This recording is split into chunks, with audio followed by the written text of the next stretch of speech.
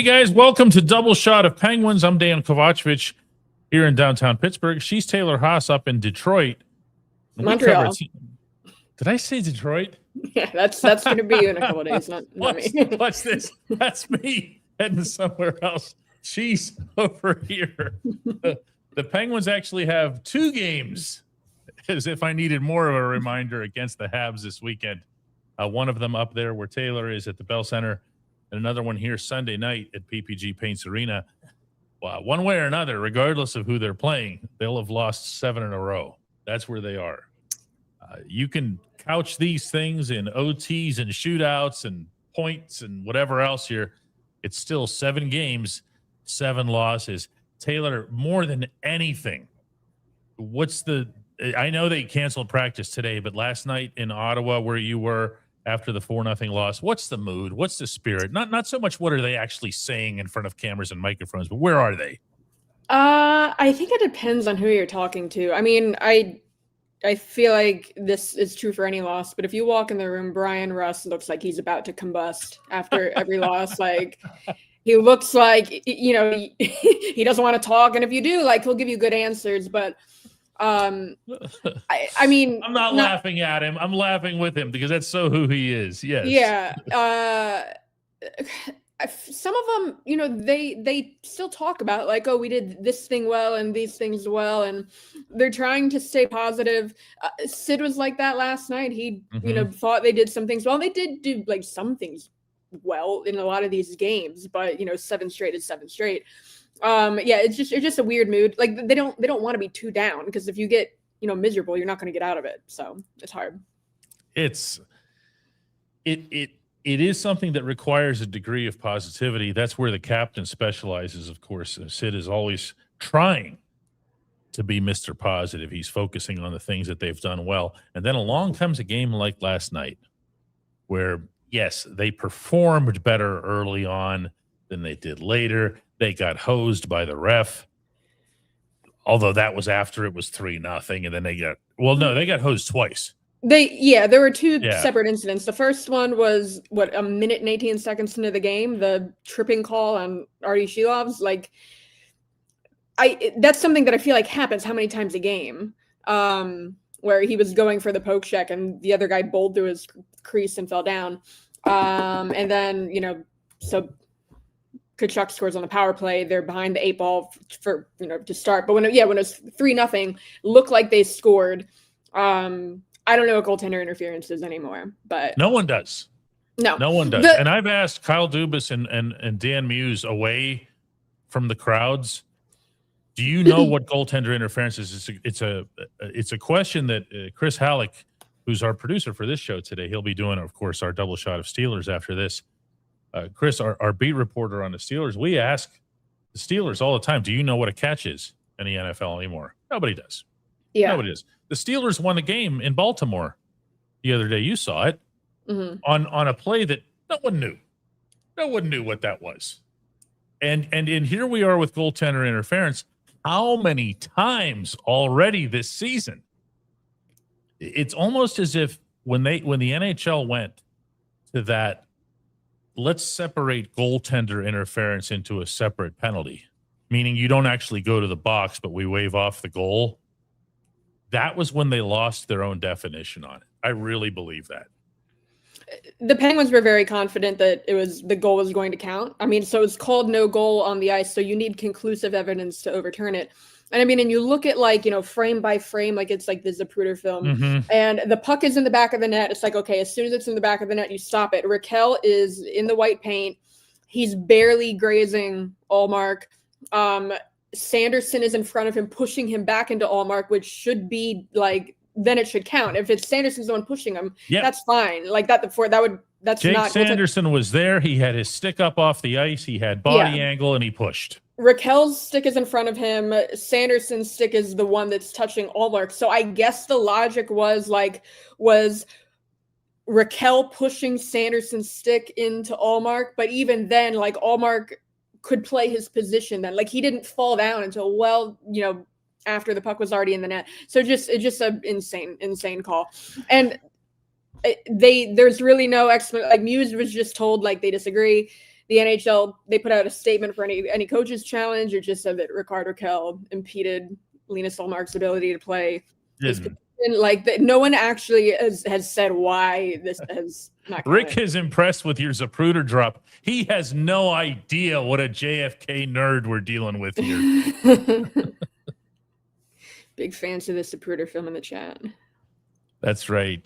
B. Thayer comes in and says refs should be fined for incorrect calls. I never agree with that sort of thing. These are difficult jobs to do.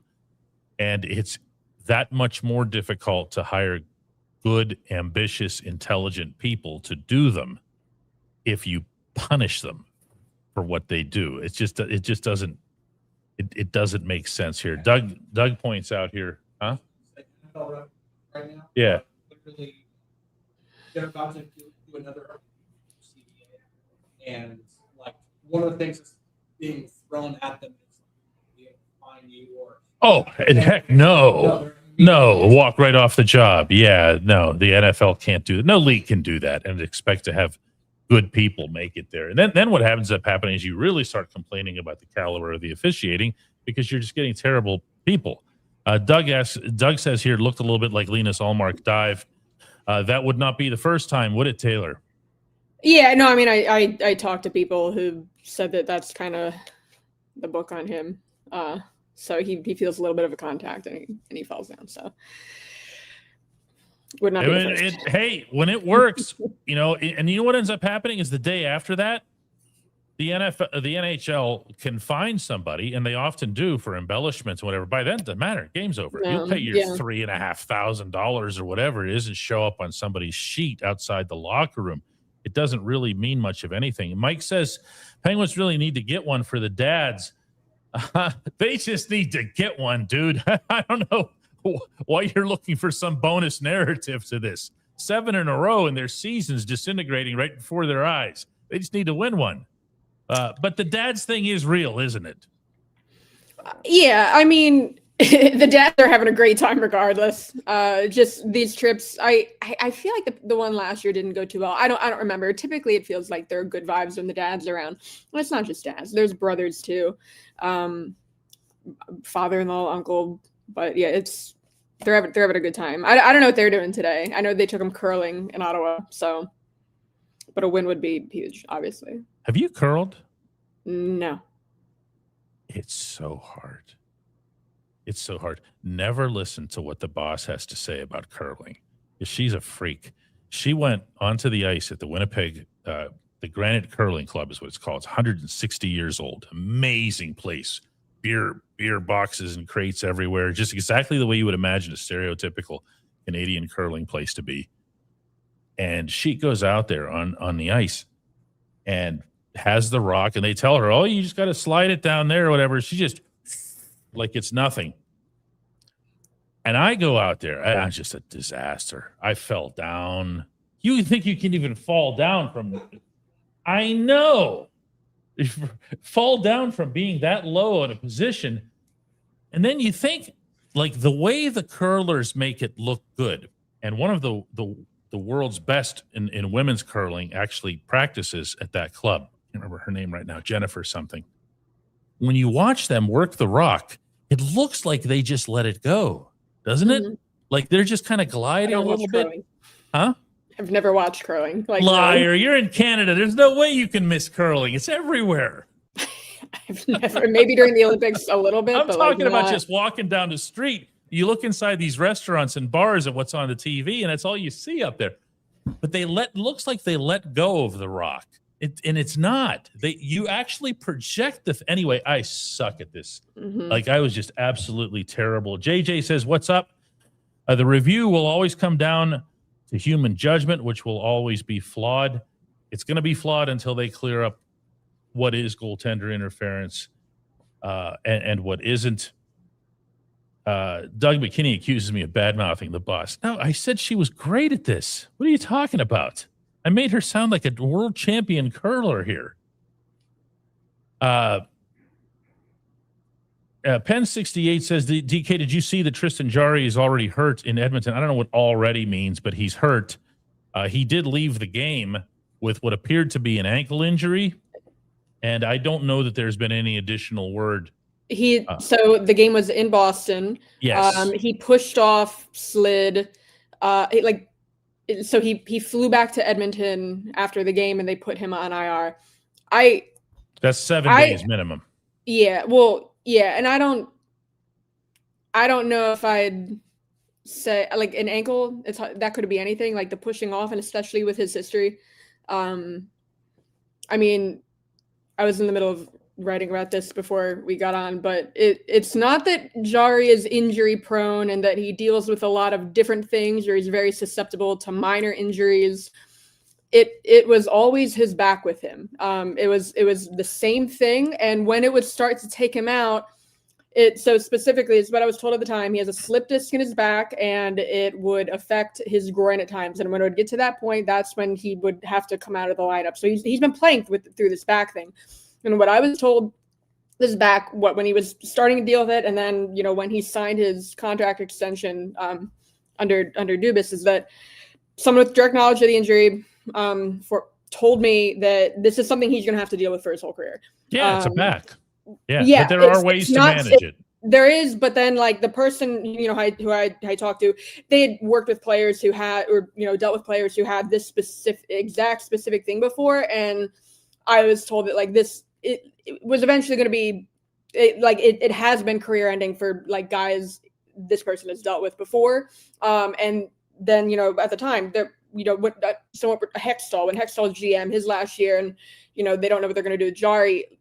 There were people in the Penguins front office who were pushing back, like, you need to get a goalie at the trade deadline because of how this is going to eventually turn out. And they didn't do it because Hextall was just a big believer in Jarry. So getting out from Jarry, having him on books as a contract, I think the big thing of that is just it was very clear what was going to happen injury-wise. Now, again, I don't know what this is. It could be totally unrelated, but just looking, he pushed off, looked awkward. It could be the back groin thing again. It could be. We'll find out here. Obviously, wishing the best for the young man. Yeah, he's up to good stuff. Wherever it is that he goes. Yeah, here this says it. Matt Rizzo says that the Penguins need to sign the Hanson brothers. It's always everybody's solution for whenever things go south. Bring up Boko. No, looking in like the comments, like yesterday, there might have been like 20 people calling for Boko, and like I don't think that's going to make a difference. But like if they're going to lose, they could at least be fun. So I think I would wish the people calling for Boko would admit that they don't think it's pretend better. That we don't want Boko up just to be I able would to love talk to Boko up. Boko's like the greatest guy. But like I'm not under the impression that they're one Boko Amama away from breaking out of the losing streak. But yeah, if Boko were up here, it would be a better time for everybody. And I think all the fans who are calling for him should admit that. Yeah, CMU Pens fan here says, on a different note, do you expect different lines tomorrow? Do you expect different people is asking a lot simply from a logistical standpoint, because you're not going to be bringing people into Canada and back, and then they have to go back to Canada on Tuesday. That stuff actually does matter. You might think that it shouldn't, but it does. They got to do this and this and this with customs, and nobody wants to go through that. They're also at the roster limit, and they have people that they're not using. Yeah, right. But then like you'd be sending Billy down. Also, the roster freeze is tonight, tomorrow, something. It's the holiday really roster soon, meaning the holiday roster freeze that the NHL has. It goes through the 28th, but tonight. But you do have other players. You have two defensemen that are being scratched right now. I believe it's two forwards or one forward. One, just Ville. Just Ville Koivunen. Okay, so put them all in and take other people out. That's what I have. I wrote about this last night, like how, and we talked about this yesterday on the show, that statistically the best defense pairing, both of those guys are in the press box. And it's not that, like we said, no sense. Well, no. And then like, even like you look at like Kulak and St. Ivany, they're not coming in under ideal circumstances. Kulak, it's his first game in a new system, new team. St. Ivany, it's his first games of the season. He was coming off of injury. He did have that conditioning stint. And you put them together, they really have limited practice time. They didn't practice today, so they're not getting any more practice time. But then, like, their results in both games, it's like their worst defensive pairing. And so when you had Graves and Clifton in there, they're getting a ton of defensive zone starts. They're really getting no offensive zone starts. They're sheltering the Kulak and St. Ivany pairing. They're getting about 50-50. and they're getting like miles worse results. And like, yeah, like you got to give them time to acclimate or whatever, but like that's fine in the preseason. If it's not working, at some point you got to pull the plug and put the two better guys back in. Yeah. I mean, I get what they were doing. They wanted to get Kulak in. Yeah. And this is where I think they kind of trapped themselves against the wall, where you want to get Kulak in. You have to get Kulak in. That's why you got him. Yes. Okay. So what you want to do is put him in, leave Graves alone. Okay. And leave Shea and Wotherspoon alone. The problem is that You take Letang Clifton out?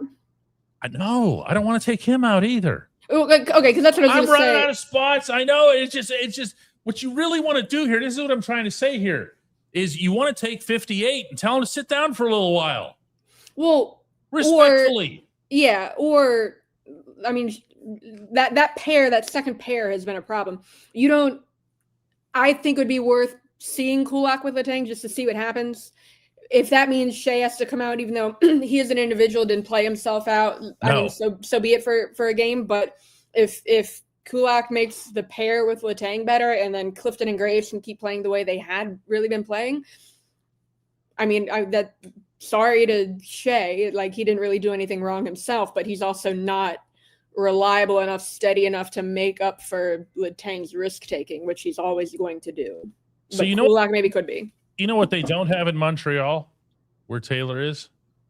Mm-hmm. They don't have a Moe's. And you know where me and Chris are headed after these shows are done? We're headed right around the corner at Market Square, the little alley. We're going to have snow blowing in our face today. It's wild. Yeah. Bad is relative. I love it. Not whenever you're literally being blown back.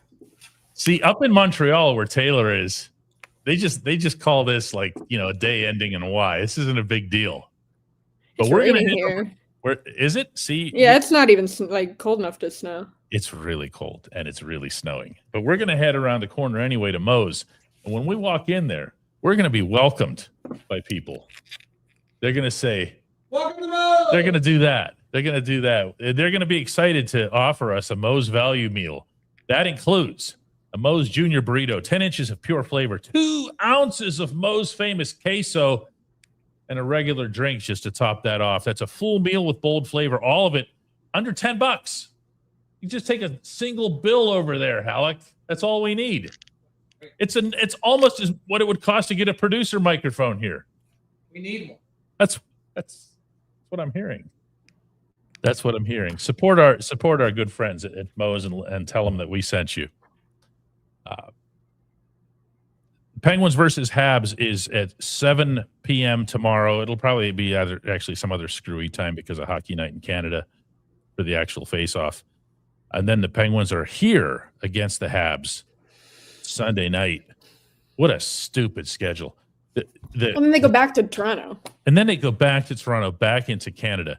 But just wait, because later in the season, the NHL schedule maker really outdid themselves. The Raleigh bookending it's like Raleigh, Colorado, Utah, two other things, something else out there, Raleigh. And then we go back to Raleigh.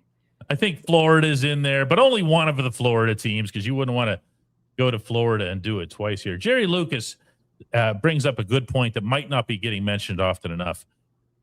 Gino, he feels, is the linchpin to this skid, meaning that his impact was somewhat underappreciated. Really shouldn't be. It's not just his talent, but the attitude that he's brought, how hard he was playing at all points on the rink. But there's also something more, I think, Taylor. I look at what that second line was doing, and I'm obviously going back to the first handful of games when Justin Brazeau was blowing up. You were getting goals out of Anthony Mantha. You were getting plays out of Anthony Mantha. They were dominating possession more than any line on the team. But the other thing they did was they made the rest of the lines make sense. Everything kind of slotted into place there. You knew what the Sid line was. You knew what the Gino line was. Then Kendall could have his kids or something else. And then you had your fourth liners, your Blake Lizottes. Everything made sense. And then it didn't. Yeah, I mean, and they are, like, we talk about like lineup changes, like they did shuffle their middle six last game. It really didn't make a difference, and you're still dealing with the same people. And this is why, like, when people complain about like, oh, why is Danton Heinen in the lineup or someone like that, or Kevin Hayes, it's like when with the guys they have hurt, like when they come back, like Danton Heinen's not going to be in the lineup. They're centers too. I mean, yeah, I mean between Lizotte, Malkin, like Holland eventually. They're missing some pretty key guys, so it's hard. And the whole thing ends up being bad. It also, let's not pretend that Gino hasn't had an impact on the power play. Just because Mike Sullivan relegated him last season didn't mean that this coach would. Dan Muse's approach to the power play from the first day of training camp onward was, let's see, who all's heading to the Hall of Fame? Okay, him, and all right, that's our power play. There they go. It's like he needed a manual for it, you know? I mean, it's been good. So, like, it. Yeah, exactly. Yeah, the power play's been great. So, as of late, not as much. So, and I think that does speak to Malkin's impact. Yeah, Rick says that you can't have your top two centers in their late 30s and no one there to step in when somebody gets hurt. Well, I mean, Ben Kindle's been pretty good. But, yeah. And by the way, so has Sid. You don't have to apologize for Sid's age with the production that he's had. It's just a tough. I think there's a chance that we could end up being guilty of overanalyzing this stuff. I just see a team right now that is just down, especially that Ottawa game. The second half of that Ottawa game, just watch that 4-minute power play. They need a break so bad. Yeah, I mean, like we talked about the bad calls in that game. Neither of those things are insurmountable, but it's like when that happens that early, the bogus tripping call, it's like they're just already so beaten down. Yeah. There's no pushback. There is no fight. When the goaltender interference called, like, they showed a little bit of a spark that would have made it a 2-goal game, but when that comes back, it just beats them down so much. Listen, I don't think I've ever asked you this, like whether it's on camera or just conversing about the team. Where could that come from? We've been talking about this for a while now, this fight thing. And I'm not talking about Boko. Everybody settle down. But like when I think of guys who are AHL players, prospect types, who can make a difference from an energy standpoint, my list isn't real long. I think, Tristan Brose has some of that Energizer Bunny, meaning that he gives a consistent effort, but I don't know that he's a guy that you look at like a Lizotte who's just so fast and so everywhere. Avery Hayes has a reputation for being that type of player. I'm grasping really for solutions here, trying to come up with a way that this team can stop being so easily defeated, to what you were just saying, where there's no fight back when something goes wrong. Everything's just, oh, woe is us. Here we go. More of the kids coming up, but then that's easier said than done, because what do you do with everybody else? Like, ideally, you make some trades at some point and get some of these guys out of here, like a Danton Heinen, because you can't just stash everyone in the minors. Like, that's not a solution. No.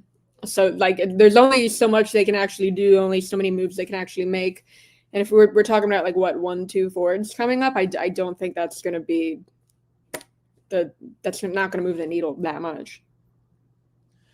Michael Rosenthal says, I think Crosby needs to show some emotion and hopefully the team follows. We're not questioning Sidney Crosby's leadership, are we?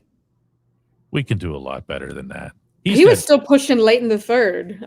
He's got more trophies than we have space in this shop. You know what I mean? He's got more hardware than a hardware store. He didn't get that by, I'm not saying that Sid should be impervious to criticism. Sid hasn't played great here for a little while. I'm not referring necessarily to points. I mean just the first line in general, giving up a lot of goals. But man, questioning his leadership. Penn 68 says, do you think Sid breaks Mario's record in Montreal tomorrow night? And for anybody who doesn't know, he's behind by a point. But really, the bigger event is passing him. It's not the tying. It's, when Mario passed Jean Pronovo, it wasn't that he tied him. It was, when do you become the actual franchise's leading scorer? I don't know if Mario will be up in Montreal or not. If not, if Sid gets 1 point, maybe it can happen back here. On Sunday night. That would be, that'd be Mario's perfect. hometown, Sid's childhood team. It would be cool to happen. Maybe tie him in Montreal, get the actual record back home. But I don't know. Nightmare scenario, because like I said, he was pushing last night in Ottawa. That would have been a nightmare scenario if he got it in that kind of a game. I think you just hope that if it happens at home or on the road, that it's a game where they're winning or at least in it at the time he does it. Because the bench is going to empty. It's going to be a big deal. Imagine if it happened last night and your question for him is, hey, Sid, how do you feel about this momentous achievement? Yeah, that's why it can happen on the road, but it has to be in a good game. It can't happen in a game like the one last night. Yeah. We are being reduced here to our big guys are all soft and they don't fight and whatever. This is what happens when your team starts really digging a hole. There's nowhere to go from a conversation that starts down that road. Boko's not even an everyday player in Wilkes-Barre's lineup. Like we talked about, it would be great if Boko were up here just because of who he is as a person. Everyone loves him. He's everyone's favorite teammate. Chris Letang told me he should be the mayor of the city. I'm all right with that. Yeah, but I don't think it's good. They're just a Boko away from winning. That's not it. Yeah, see, this is Ryan brings up Jason Zucker. I'll take that. Not the actual Zucker. I don't know what state I was his gonna career say is. he's probably available if you want. Yeah, but I'm talking about the Zucker, the Mike Sullivan drag us into the fight type of player. Give me a Zucker. Give me. It doesn't have to be a Patrick Hornqvist level type, but somebody who does that. Going back to the third pairing, they're not playing a lot of minutes, but Connor Clifton was getting 8 hits a game. And made a difference. That did make a difference, and that's something they're missing, even though the third pairing was getting limited minutes before they got taken out. So. But let's just randomly see what Jack St. Ivan's got for absolutely no reason. Where does that even come from? Well, because he did show stretches, and he in the past, but then in he had a really good preseason, and he looked like he might actually be pushing for a spot out of training camp. But then he had that foot injury, missed all that time, went down on that AHL conditioning stint and played very well. So I understand being okay, he's earned it, but also it's hard to make that call and put him in when it comes at the expense of taking out Clifton and Graves. Last remark for the day goes to Astro Mikey, who says, is the Hornqvist mentality something that's coachable with these younger guys, or is it just an inherent trait to the player? Hockey scouts, the old guard of hockey scouts, will swear on their hockey Bibles that you cannot coach, instill, instruct, order someone to do that. They either gravitate to the net or they don't. It's in there or it isn't. They either play like Brandon Tanev or they don't. And that's, the team could use some of that.